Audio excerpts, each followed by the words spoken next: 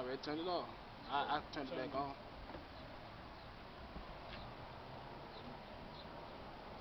Shot spot. Huh. Yes, it is.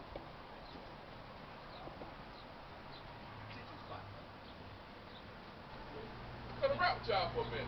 Alright. Hey, it's almost curfew, man. You gonna let us stay out past I curfew? mean, hey. I like, hey, I think iron sharpens iron, so. Well, you know a little something then. I just try to ask. I like to ask questions.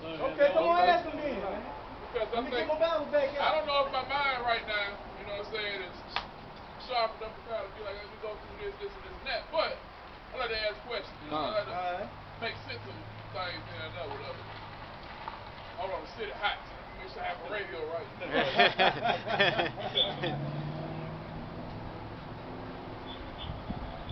Genesis, Don't say 12 and 3, because we done killed that with the Seventh Day Adventist already. so how did they hit you with that? Oh, they trying to use that for say salvation for the Gentiles, right? But blessed and salvation, two different totally words and two totally different meanings. So you can't even use Genesis 12 and 3 to come with it for salvation. Well, it's funny you said that, because I do have a 7 Adventist background. I also have a Methodist background as well too. And I also been able to study a little bit on my own. Because that's where the real study come in at, you know what I'm saying? So Psalm 147, 19. Go ahead, it's a question. So who were the first who the first human beings or creation or Second Ezra 6. Hey, you know what? So Adam and Eve, right? That's what you get to, right? I mean, I'm trying to. So Adam, they wasn't the first people. That why I take it back. Adam was the first man, but they weren't the only people created. Okay. But Adam was the first person that the Most High gave the Spirit to. Right? He gave Adam the law first. Right? When he breathed into Adam the breath of life, the breath of the life is the laws of the Most High. So what day was man created? Right? What? Adam was created the 6th day, but he wasn't the only one created. Because he created, because it say male and female created he them. That's in Genesis chapter 1. 1 and 26. That's in Genesis chapter. I like that. The man went straight to the. That's in Genesis chapter 1, correct? Right. When you get to Genesis chapter 2, it's a recap. Well, hold on. But see, let me add to that though.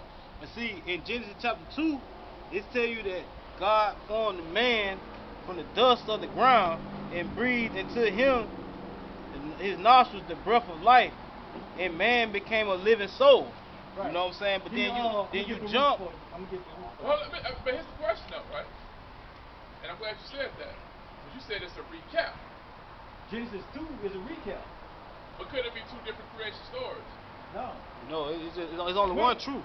Okay, who numbered the chapters in the scripture? Man did that. Right. So where did Genesis 2 supposed to start? This is something you ain't know. This is something I bet you don't know. Hold on. Where is Genesis chapter 1 supposed to end? Or better yet. That's a good question. Right. Now give me 2 and 1. Genesis 2 and 1. Book and of read Genesis, down. chapter 2, verse 1. Thus the heavens and the earth were finished. Right. This part right here goes at the end of chapter 1. Read on. And all the hosts of them. And on the 7th day, God ended his work which he had made. Right. And he rested on the 7th day from all his work which he had made. And God blessed the 7th day and sanctified it, because that in it he had rested for all his work which God created and made. Okay, so the creation was a 7-day period, right? Okay. Why is the rest separated from the rest of the creation? Right? Genesis chapter 2 should start at verse 4. Right? Read verse 4. Hold on for a second though, but here's the question then though. Because I can say a lot of stuff should. No, well, if you read the narrative, because like I say, the scriptures didn't have verses and numbers on them, right? Somebody assigned that to them. But if you read in context, which is a big Christian thing, in context, it took 7 days to create, right? Then verse 4 starts off with a whole nother narrative, a whole nother thought, right? It says, these are the generations of the heavens and the earth when they were created, in the day the Lord God made the earth and the heavens, and every plant of the field before. Right? That starts a whole, right? So my point is, you have to look at the Bible from a different angle, right? Because even in the New Testament, it tells you that the creation story is an allegory. Yeah. So it wasn't no snake. You didn't go talk to no woman and have her eat an apple, right? It tell you, Paul told you, that's an allegory. It's a lot of allegorical, wise and dark sayings throughout the scripture. And what Christianity does is they try to make them literal, right? Like when Christ is talking about hellfire, talking about Gehenna, that was an allegory, right? He was talking, you know what the Valley of Hinnom is? Valley of Hinnom. That's what they say hell. When Christ is speaking, that's what he's saying is hell, the Valley of Hinnom. Right? You know what's going on in the Valley of Hinnom? Do you know what Valley of Hinnom was at the time of Christ? What's Valley of Hinnom? It was a big trash pit outside of Jerusalem. And they used to take all the filth and waste and even executed criminals and throw them in that pit, and that pit was constantly burning. Right? They constantly burned that trash. But the Valley of Hinnom before wasn't a place where they sacrificed their children to Moloch. Right? So one of the kings of Israel had that destroyed. Right? And that valley became a trash pit. So when Christ is talking about you burning forever in Gehenna, that's what he was making a comparison to. It's an allegory. Right? So let me ask you this question though. See, y'all Hebrew Israelite brothers, right? Okay. So, and I deal with stuff from historical content now, as best as I can. And I respect y'all, because I love people who get into stuff and do the work. And that's why I have a certain amount of respect for Jehovah's Witnesses as well too. Even though this message is that's a lot different. But it's the fact of the effort that they put into it. Yeah. And a lot of times, you know, that's what God judges us as well too. You know, with the effort that we have, the lights until, you know, we come to something, and then, you know, God deals with us with that as well too. Check this out right here, bro. This is one way to get over this. I put visuals along with the identity crisis. Would you agree with that? Would you complain and also we're 12 on North but here's a question I gotta ask though. Is the Bible the beginning? What it say in Genesis 1:1? I don't know. But I say it's the Bible the beginning. Because a lot of times we look at stuff, we look at the Bible, and I'm not downgrading the Bible. Because I look at it and I still read it. But I look at things from a different context now. Like I told you, my background was Methodist, heavy Adventist. It's not a good thing because I'm gonna tell you the reason. He's gonna show you. I'm gonna set my background. Right. I said background. Yeah. I said the study I've done myself allowed me to see things a little different. So that's what I'm saying. It's the Bible at the beginning. So I mean, you know, and I know some people talk about the coming forth by day and night. What they call the Book of the Dead, or when you ask that question. And I know. Go ahead. When you ask that question, what angle are you asking it from? Because the Israelites are actually the youngest nation born. Right? Okay. So when Israel as a nation wasn't born until 40 years after they left Egypt. Right? When they got their own land and sat down, they were in the wilderness as a nation, but they weren't in a set, stable location where they had their own land. So right? So they were nomads. So they were the youngest. My point is they were the youngest of all the nations. So they were the smallest of all the nations. But okay. So when you ask me about the beginning, right? We go back to our forefathers, right? All right. Right? They weren't like Abraham wasn't an Israelite. Okay. But he's the father of the Israelites. And it's from him where the promise was first made, right? Okay. But even when you go back to Shem, right? Then when you go back to Adam. He said. So when you ask what's the beginning, are you asking, because Moses said in the beginning, right? The powers, because that is Elohim. So created the heavens and the earth. So let me ask you this question though. So you go back to the Civil War, and most civil wars, and most of the people of the same stock in a sense, whatever, who had disagreements with each other. You agree or disagree? Even over the Civil War over here in America, whatnot, which was the deadliest war, whatnot. Of all the wars, pretty much whatever, over here. But it was pretty much a Caucasian, European type of situation. When you got a lot of us, whatever, come sprinkled in or whatever to fight whichever side, but it was pretty much people of the same stock. Just like with Paul back in his day.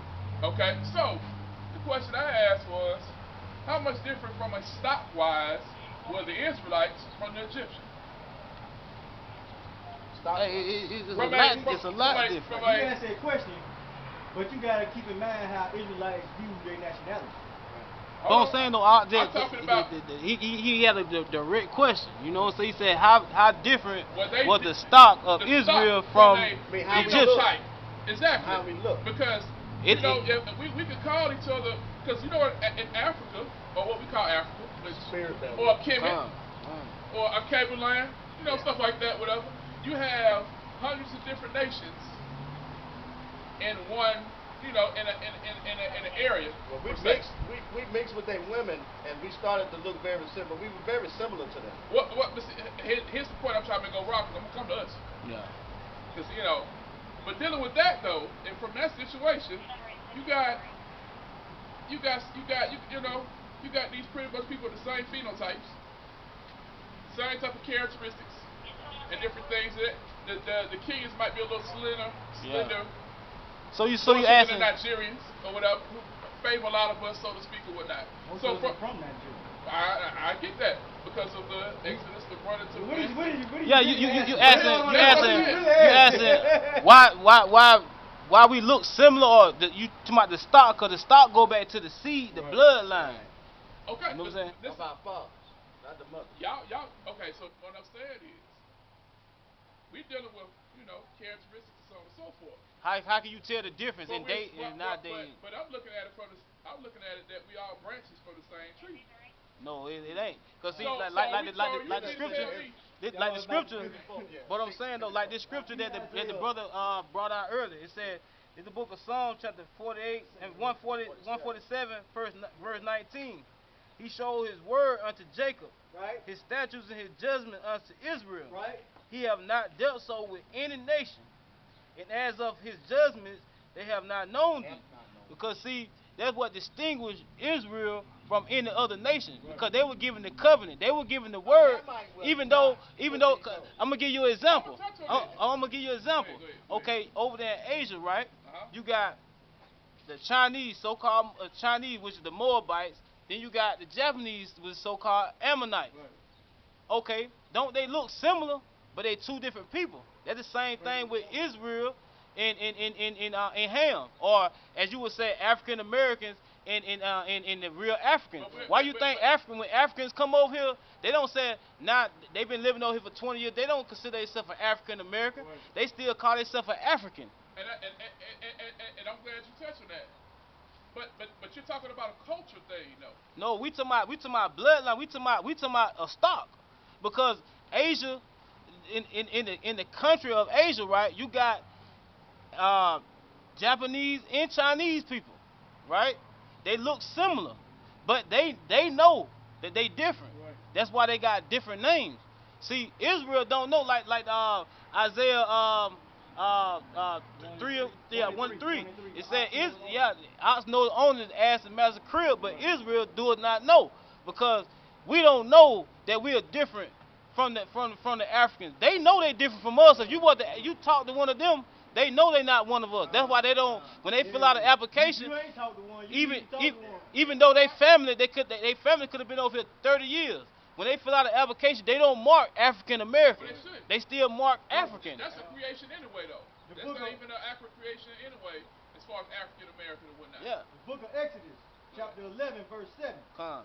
But against any of the children of Israel shall not a dog move his tongue.